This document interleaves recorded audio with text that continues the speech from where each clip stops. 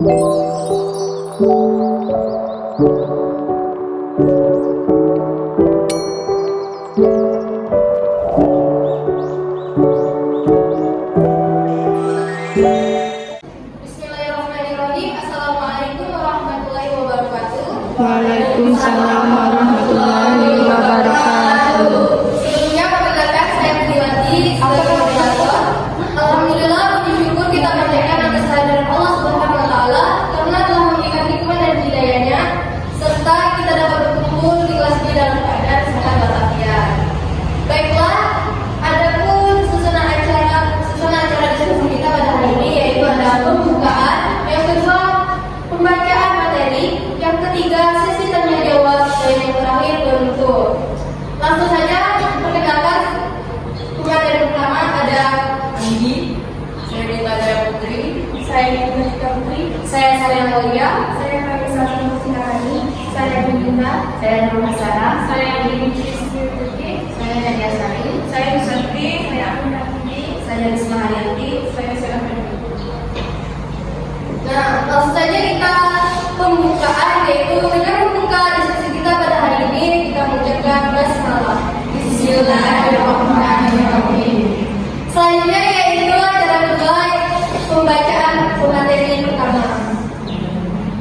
Materi pertama yaitu perkembangan peserta didik adalah bagian dari pengkajian dan penerapan psikologi perkembangan yang secara khusus mempelajari aspek-aspek perkembangan individu yang berada pada tahap usia sekolah dan sekolah menengah. Selanjutnya materi kedua, Pengertian perkembangan peserta didik menurut para ahli yaitu Abdul Mujib tahun 2006. Menurutnya, memberikan pengertian bahwa peserta didik adalah bentuk penyambutan murid yang mengisyaratkan atau menunjukkan dalam pendidikan formal dan non formal. Hal ini didasari pada kebutuhan peserta didik di sekolah yang memerlukan kajian.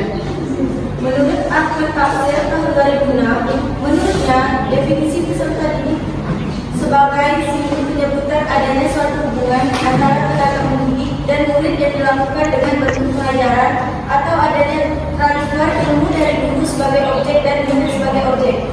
Baik, terima kasih kepada pemateri kita. Selanjutnya pemateri keempat yaitu baik, di sini saya akan membacakan prinsip-prinsip perkembangan peserta didik. Yang pertama, perkembangan proses yang tidak pernah berhenti. Yang kedua, semua aspek perkembangan saling mempengaruhi. Yang ketiga, perkembangan mengikuti pola-pola dan arah tertentu dan terjadi dalam tempo permainan. Yang keempat, setiap fase perkembangan mempunyai ciri khas. Dan yang terakhir, setiap individu yang mengalami fase perkembangan. Lanjut materi kelima. Baiklah, di sini saya akan menjelaskan tahap perkembangan peserta didik. Siswa pada periode progresif akan mengembangkan berbagai dan berkembang, berakhir di evolusi pertama. Karena dalam periode ini dan dari kehidupan akan menghasilkan begitu juga perkembangan sosial, intelektual, sosial, dan perkembangan data aktivitas. Terima kasih kepada pemateri kelima. Selanjutnya pemateri keenam. Baiklah, di sini saya akan menjelaskan tujuan perkembangan peserta didik untuk mengembangkan kemampuan mahasiswa memahami hak pertumbuhan dan perkembangan peserta didik mulai sejak usia dini, sekolah dasar, menengah dan dewasa, memahami aspek-aspek pertumbuhan dan perkembangan berdasarkan faktor perkembangannya anak, remaja dan dewasa. Lanjut materi berikut. Perkembangan yang pertama, proses tumbuh. Yang kedua, bersifat multidimensional. Yang ketiga, bersifat multidimensional. Yang keempat, bersifat fleksibel. Lanjut materi ke-8. Baik, selanjutnya faktor-faktor yang mempengaruhi perkembangan peserta didik. 1. Faktor internal. Faktor internal yang mempengaruhi perkembangan siswa terdiri dari faktor fisik dan faktor psikis. Faktor fisik merujuk pada keadaan biologi siswa. Keadaan fisik dapat dilihat secara kasat mata seperti bagaimana fungsi anggota tubuh dan organ siswa. Sedangkan faktor psikis lebih menekankan pada kondisi psikologi siswa. Baik, terima kasih kepada pemateri 8 dan pemateri ke-9 kami. Selanjutnya faktor eksternal. Karakteristik peserta didik dan juga program pengembangannya sangat dipengaruhi oleh faktor eksternal seperti lingkungan tempat siswa tinggal, keluarga, dan orang-orang yang berada di sekitar siswa, di mana siswa itu tinggal, bagaimana pola asuh yang diterapkan, dan bagaimana keadaan sosial lingkungan sekitar siswa sangat mempengaruhi perkembangan siswa. Lanjut pemateri ke-10. Adapun objek perkembangan peserta didik yaitu fisik, kognitif, emosi, motorik, dan sosial. Lanjut pemateri ke-11. Adapun manfaat terhadap perkembangan peserta didik dalam identifikasi penyimpanan perkembangan, bekal untuk mengubah perkembangan diri sendiri, dan efisiensi dan efektivitas respon masalah. Terima kasih kepada pemateri ke-11. Lanjut pemateri ke-12. Tugas-tugas perkembangan pada setiap fase. 1. Belajar memperoleh keterampilan fisik untuk permainan. 2. Belajar membentuk sikap yang sehat terhadap dirinya sendiri sebagai makhluk biologis. 3. Belajar bergaul dengan teman-teman. 4. Belajar memainkan peran sesuai dengan jenis kelaminnya. Terakhir yaitu pemateri ke-13. Berikut cara mengembangkan potensi diri siswa.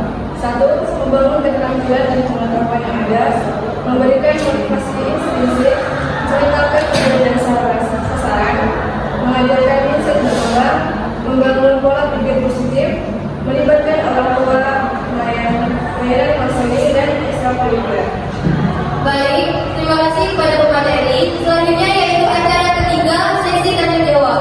Di sini kami mempersilakan kepada audiens untuk menanyakan 3 pertanyaan masing-masing orang.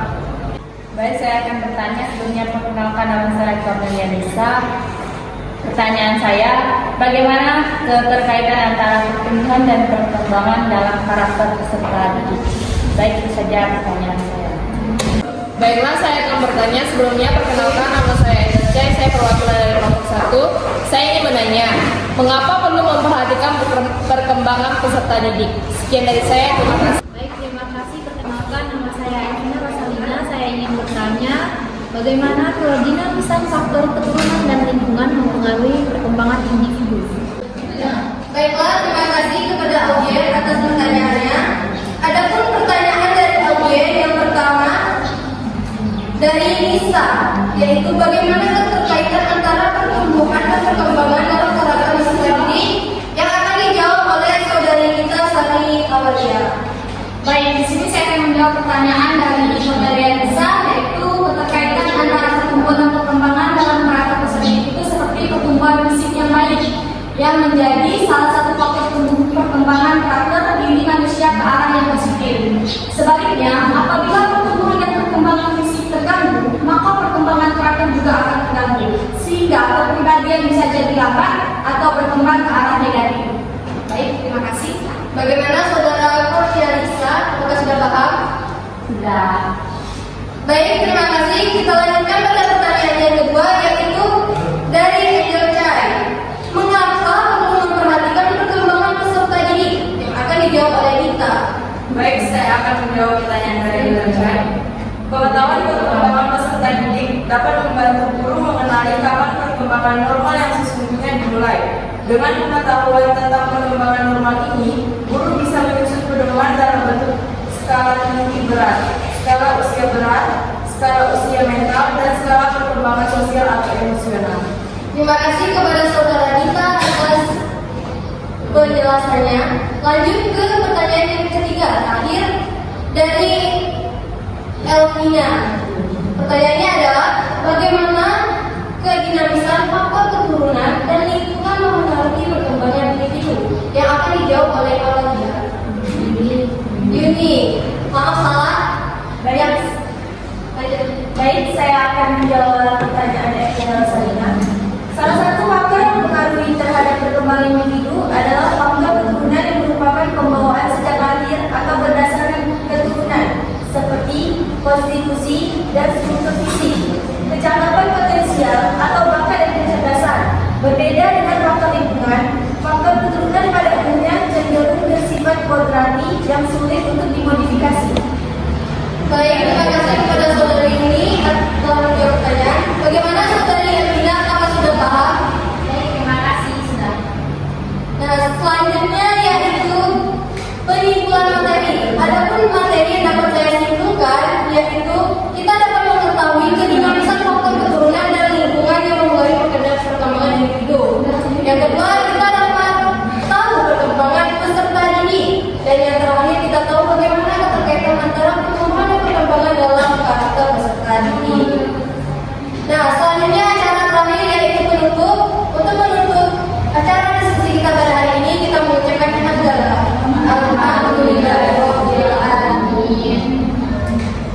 Dan saya sebagai moderator Budiwati ingin undur diri atas apabila ada kesalahan dan kekurangan saya mohon maaf karena tidak ada gading yang tak letak. Wabillahi taufiq wal hidayah.